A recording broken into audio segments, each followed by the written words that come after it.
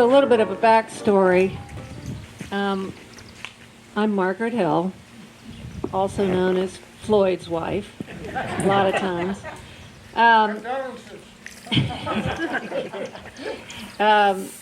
My mother, Frances Wilson, grew up in Barboursville and went to Barboursville, graduated from Barboursville High School.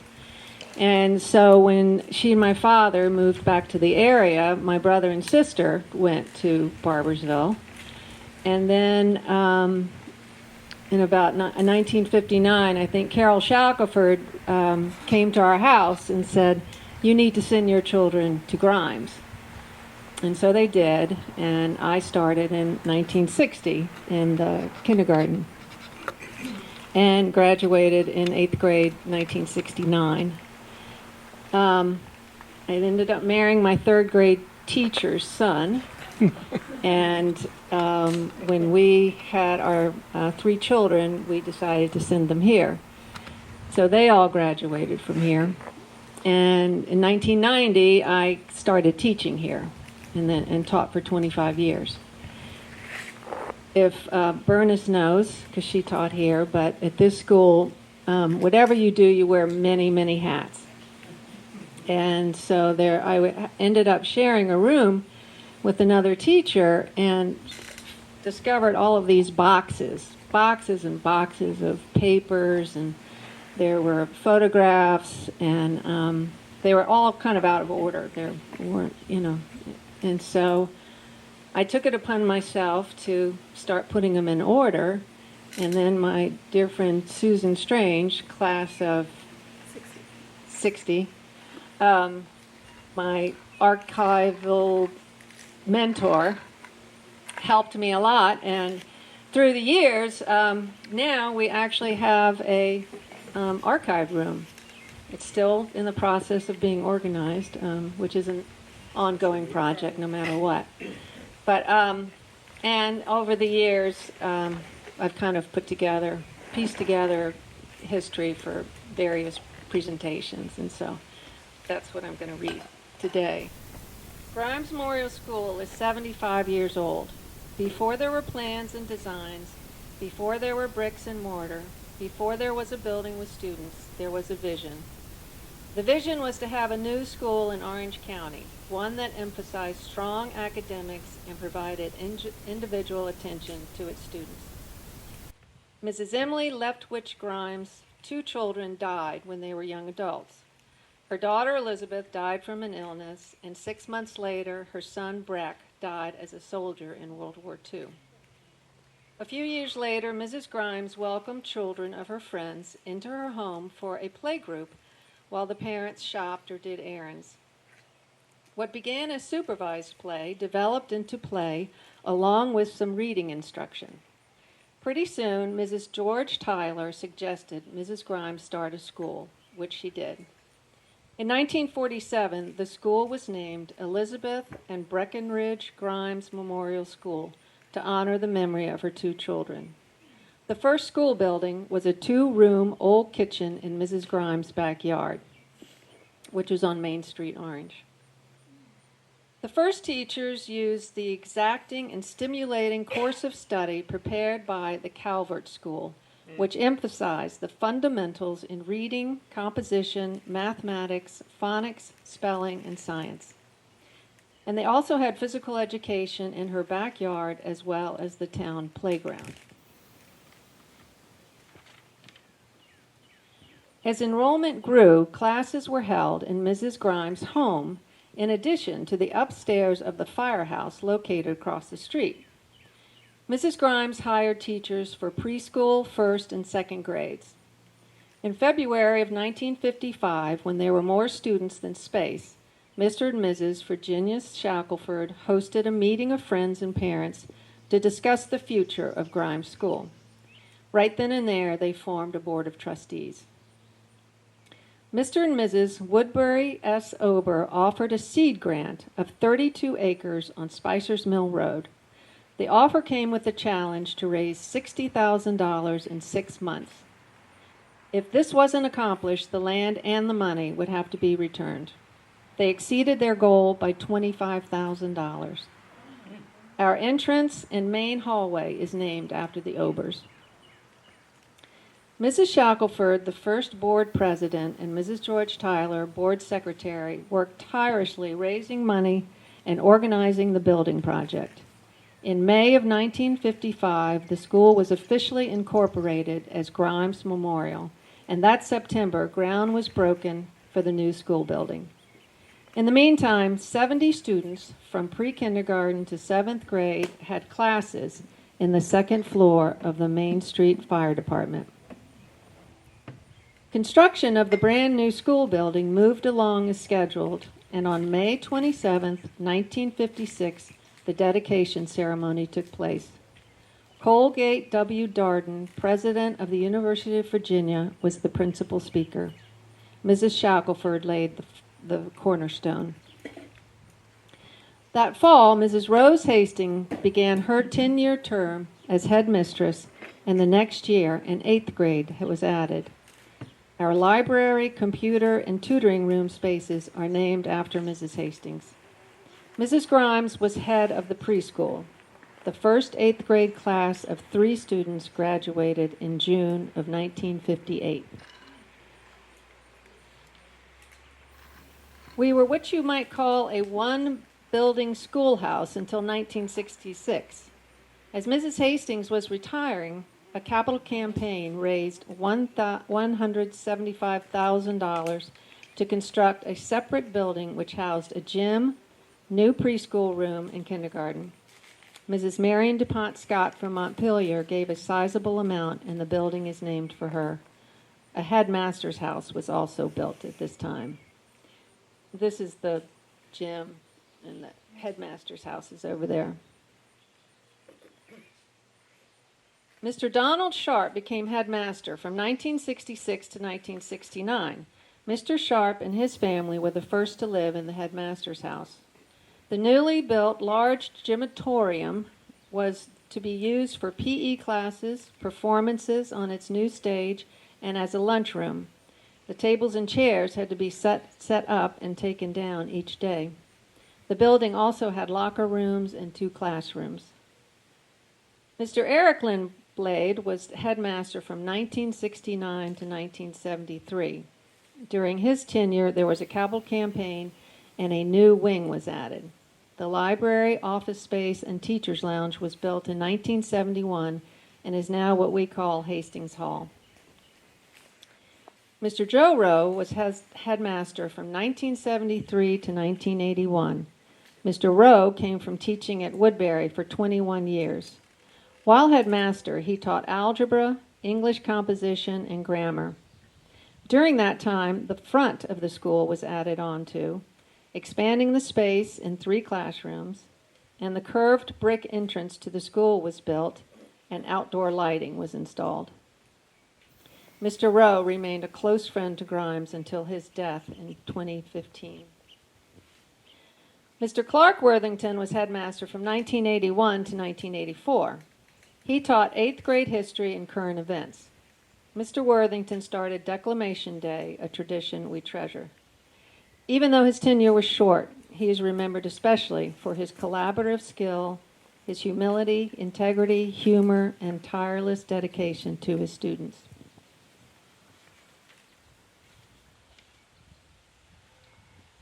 Mr. Bill Carrington was headmaster from 1984 to 1996. Mr. Carrington taught history, started the partner program, the Field Day Salute to honor soldiers on Memorial Day, and the Chesapeake Bay Science Trip. The main building and the gym had remained separated until 1985.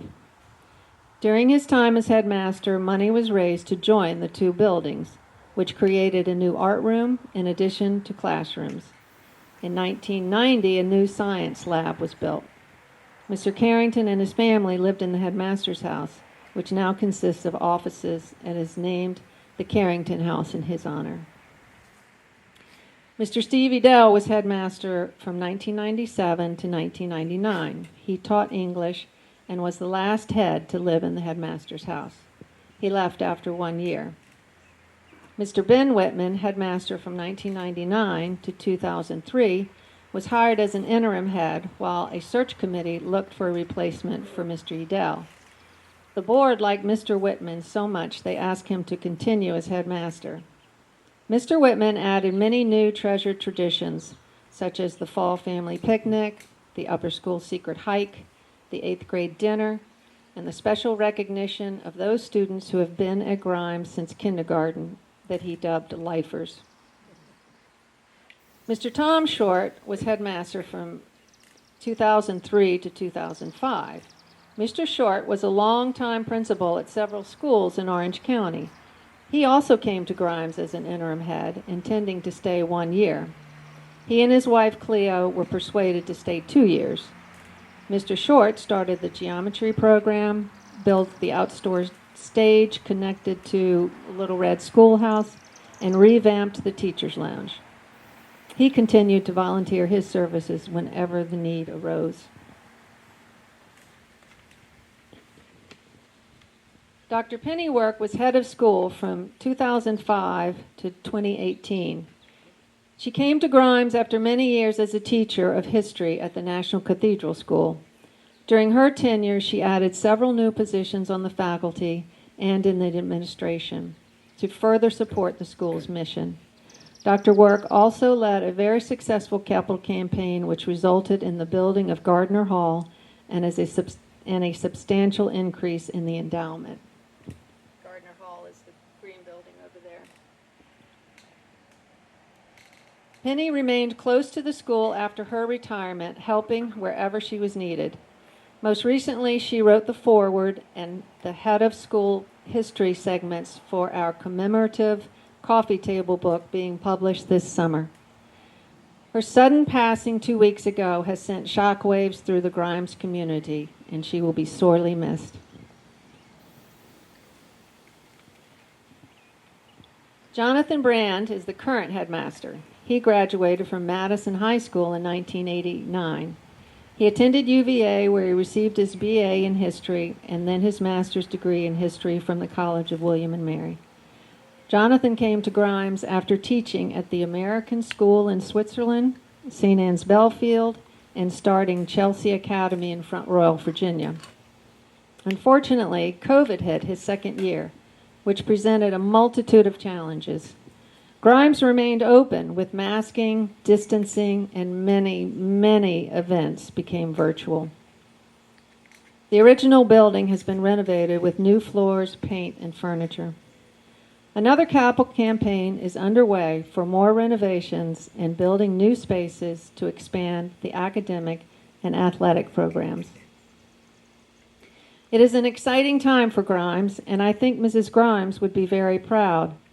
In the future, the physical building may change, and new buildings will rise, but the vision of Mrs. Grymes to provide students with the basic principles of an academically challenged program will never change.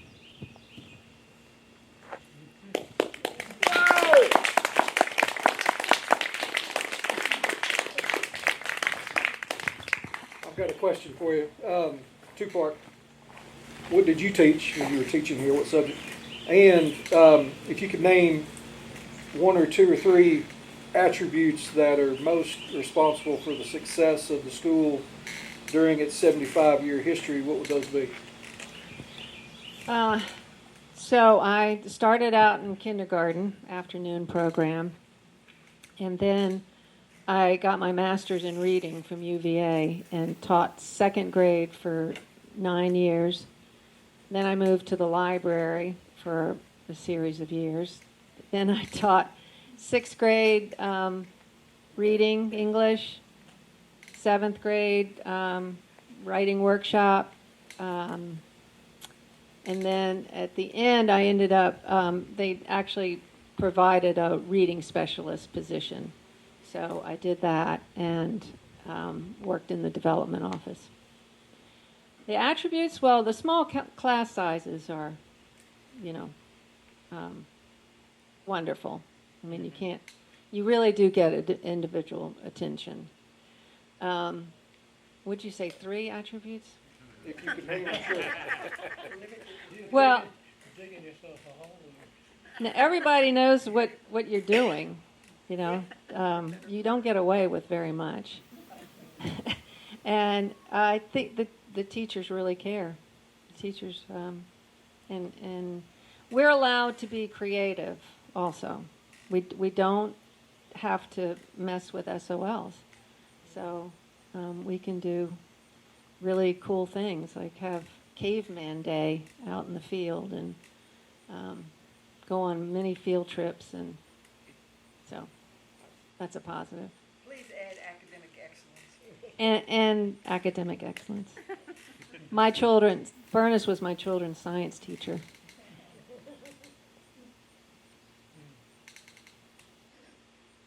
From the very beginning, academic excellence. I mean, you didn't come in without doing your homework, I'll tell you that. Amen to that. And Philip went here for a couple of years. I'm going to drop out. Couldn't cut it. Oh, How many students do you have? since I'm not involved in the day-to-day anymore, but I think it's 158.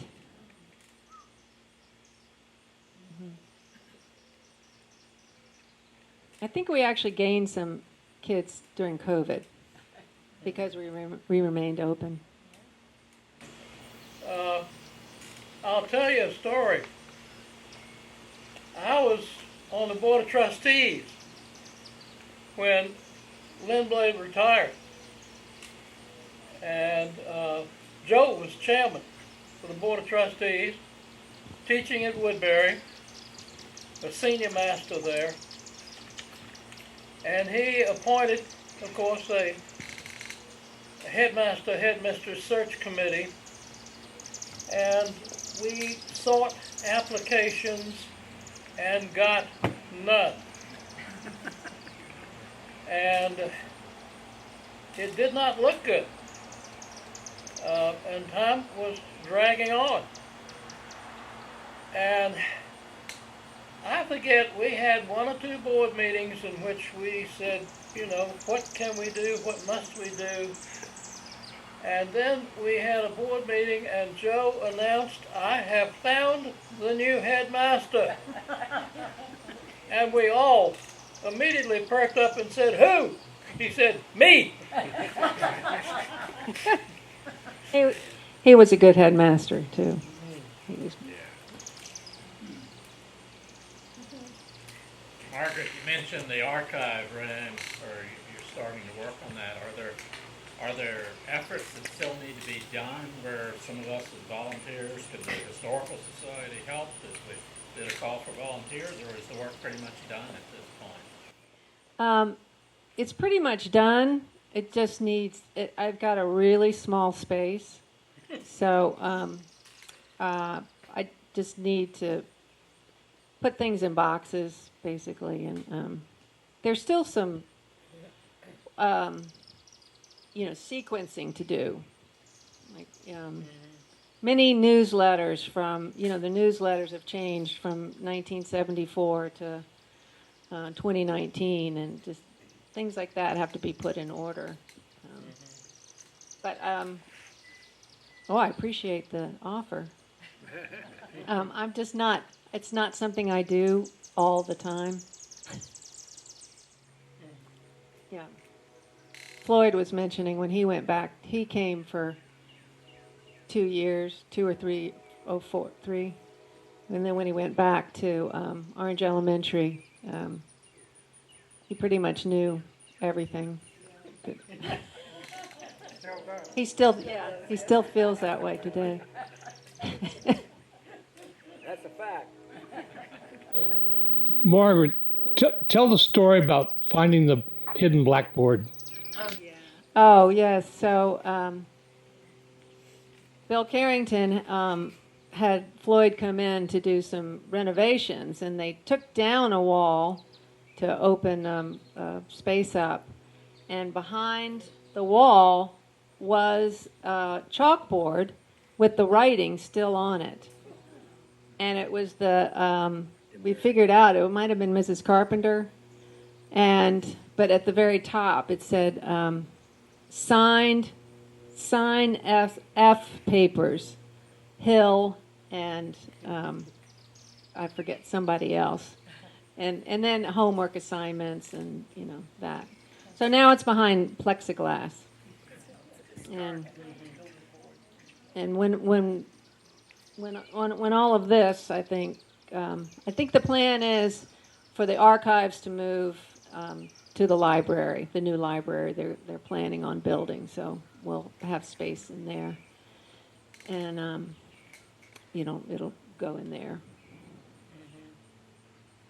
Yeah, that was a fun discovery because he was doing the work and. I think we're close to the same age. You were out here. Was there a significant increase in enrollment in 1967 when Orange County desegregated school? 1966. Well, yes. It wasn't from Orange, it was from Culpeper. Is that right? There was a huge influx from Culpeper. There was even a note on a piece of paper. I have no idea who wrote it, but it says, Culpeper saved us. So, and then we had a bus to Culpeper, and we still had, we have students, Culpeper, Fredericksburg, Madison, Orange, and but then when they started St. Luke's, we lost a lot of those students. And then when they started Fredericksburg Academy, we lost a lot of those students.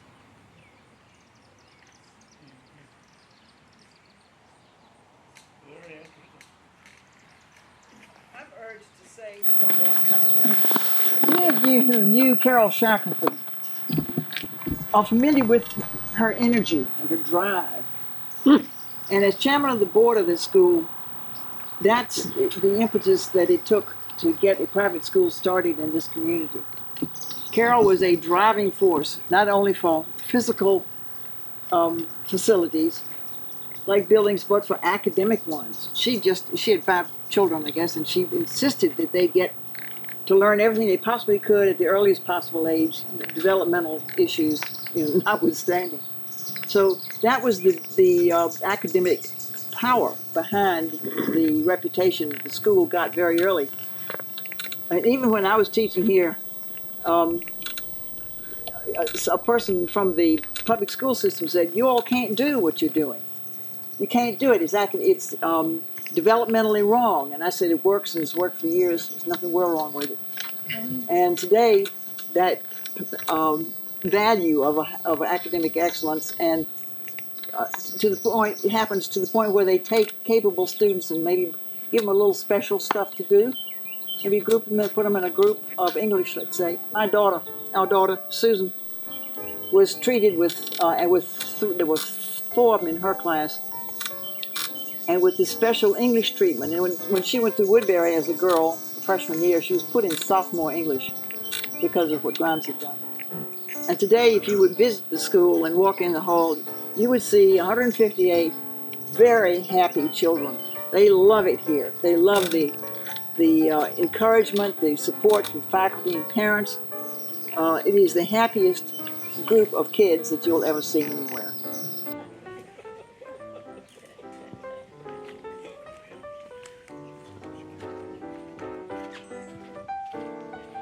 Thank you, Margaret. That was great.